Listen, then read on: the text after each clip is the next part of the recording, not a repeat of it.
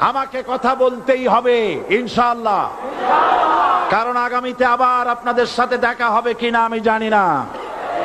কথা বলতেই হবে। বসেন, কেউ দাঁড়িয়ে থাকবেন না। আমি দেখতে পাচ্ছি বাংলাদেশের ভাগ্য আকাশে উত্তর গগনে কালো মেঘ জমা হয়েছে, ঝড়ের পূর্বাভাস লক্ষ্য করছি। যদি মোকাবেলা করতে না পারেন সক্ষম ভাবে, এমন অন্ধকার গাঢ় কালো অমাবস্যার রাত আসতে পারে যার সুবে সাদেক হওয়া অসম্ভব। সুতরাং আপনারা কি কাপুরুষের মতো কাফের মুশরিকদের গোলামি করে মরতে চান?